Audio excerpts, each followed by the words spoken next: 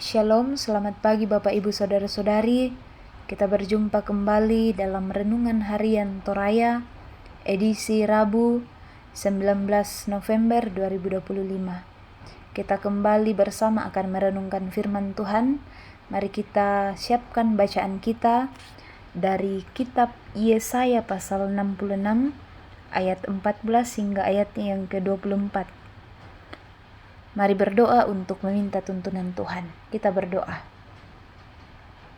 Ya Allah, ya Tuhan kami mengucap syukur oleh karena anugerah-Mu, kekuatan kesehatan yang Tuhan beri bagi kami. Kami boleh ada semua karena anugerah Tuhan menikmati hari ini. Terima kasih ya Tuhan. Ya Allah, ya Tuhan kami akan melanjutkan berbagai tugas dan rutinitas kami masing-masing. Tetapi kami semua rindu untuk belajar mendengarkan firman Tuhan, belajar bersama dari kebenaran-Mu. Kami mohon tuntunan Allah Roh Kudus menolong kami semua dimanapun kami berada saat ini.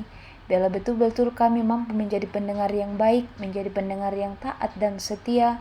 Biarlah firman-Mu tidak berlalu begitu saja, tetapi mampu kami pahami dengan baik dan benar untuk kami jadikan suluh pedoman dalam melanjutkan hari hidup yang Tuhan karuniakan. Ampuni setiap salah dan dosa kami ya Tuhan, di dalam dan melalui anak Yesus Kristus, kami datang berdoa dan mengucap syukur. Amin. Yesaya 66 ayat 14 hingga ayat yang ke-24. Yesaya 66 ayat 14 hingga ayat yang ke-22. Saya bacakan bagi kita semua dari Alkitab Terjemahan Baru edisi 2. Firman Tuhan ayat 14. Ketika kamu melihatnya, hatimu akan gembira, dan kamu akan seperti rumput yang tumbuh subur, maka tangan Tuhan akan menyala kepada hamba-hambanya, dan amarahnya kepada musuh-musuhnya. Sesungguhnya Tuhan akan datang dengan api, dan kereta-keretanya seperti puting beliung, untuk melampiaskan murkanya yang berkobar-kobar, dan hardiknya dengan api yang menyala-nyala. Sebab Tuhan akan menghukum segala yang hidup dengan api dan pedangnya, dan banyaklah orang yang mati terbunuh oleh Tuhan. Mereka yang menguduskan dan mentahirkan dirinya untuk taman-taman dewa, dengan mengikuti seorang yang berada di tengah-tengahnya, yang makan daging babi dan binatang-binatang menjijikan, serta tikus. Mereka semua akan lenyap sekaligus. Demikianlah firman Tuhan. Aku mengenal segala perbuatan dan rancangan mereka, dan aku datang untuk mengumpulkan orang-orang dari segala bangsa dan bahasa. Mereka akan datang dan melihat kemuliaanku. Aku akan menaruh tanda di tengah-tengah mereka. Aku akan mengutus dari antara mereka orang-orang yang terluput kepada bangsa-bangsa, ke Tarsis, Pul dan Lub yang terkenal dengan pemanahnya, ke Tubal dan Yawan, ke pulau-pulau yang jauh yang belum pernah mendengar kabar tentang aku dan belum pernah melihat kemuliaanku. Mereka akan memberitakan kemuliaanku di antara bangsa-bangsa.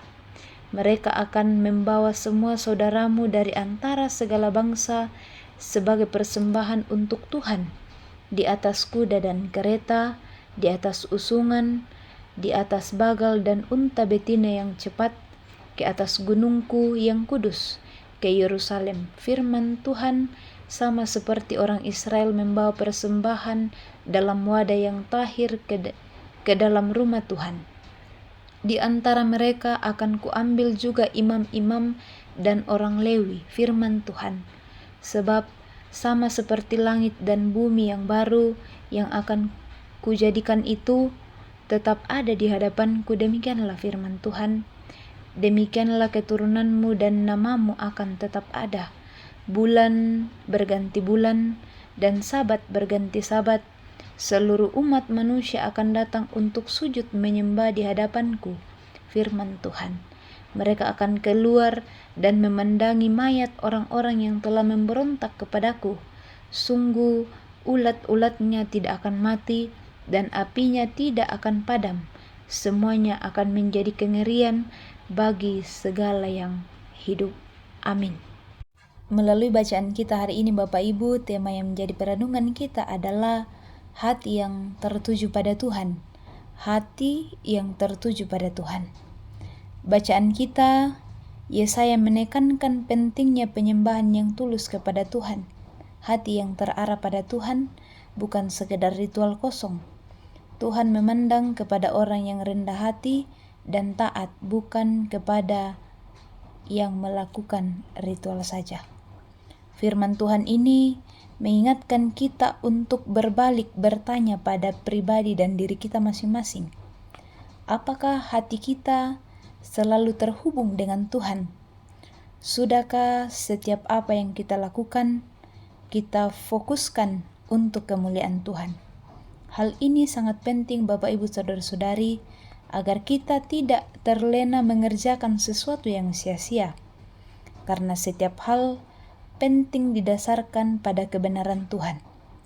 Nah, bagaimana kita menyatakan kebenaran, bersaksi tentang Tuhan jika hati kita jauh dari Tuhan?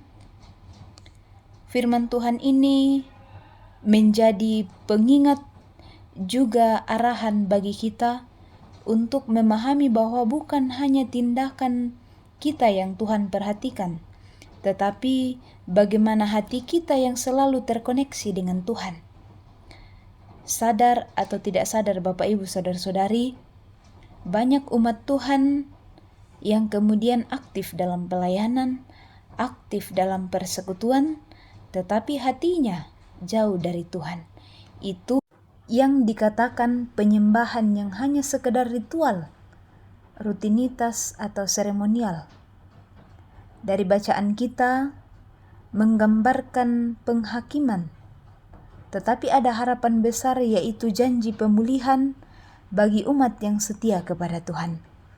Dikatakan sukacita dan pemulihan yang akan datang bagi Yerusalem, mengingatkan kita akan harapan dan janji Tuhan untuk masa depan yang lebih baik, yang menjadi penghiburan dalam masa-masa sulit. Oleh karena itu Bapak Ibu Saudara-saudari, jangan jemu-jemu untuk hidup taat di dalam Tuhan, sekalipun dalam masa sulit.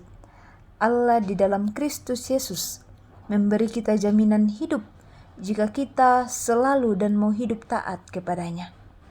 Berilah hati kita untuk dibaharui oleh kuasa Roh Kudus, agar hati kita semata-mata tertuju kepadanya, sehingga kita memperoleh hikmat melakukan apa yang diperkenankan dalam hidup ini. Penutup pasal ini menggambarkan kengerian bagi mereka yang tidak taat, di mana ulat-ulatnya tidak akan mati, menekankan sebuah konsekuensi dari penolakan terhadap Allah. Jadi jelas bahwa penghakiman itu kekal adanya, tidak ada yang dapat menghindari dan tidak ada yang dapat meniadakan.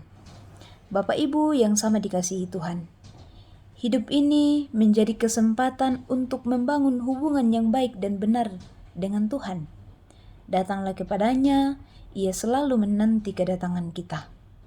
Berjalan dengan Tuhan akan membawa kita pada kebahagiaan atau harapan teristimewa yang sempurna menyongsong kedatangan Yesus Kristus kembali.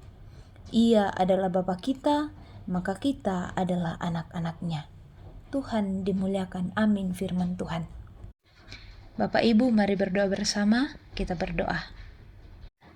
Kami memuliakan nama-Mu ya Tuhan. Terima kasih untuk kasih-Mu. Kami boleh bersama belajar dari firman-Mu. Ya Roh Kudus, mampukan kami untuk menjadi pelaku-pelaku firman di tengah-tengah perjalanan hidup kami. Ya Allah, ya Tuhan kami datang menyerahkan seluruh keberadaan kehidupan kami semua. Biarlah kami terus dalam lindungan kasih-Mu. Bimbing kami dengan hikmat Roh Kudus, agar kami mampu melakukan apa yang berkenan bagi Tuhan. Setiap tugas dan tanggung jawab kami sepanjang hari ini kami serahkan ke dalam tangan Tuhan. Beri kami kuat, sehat, sukacita.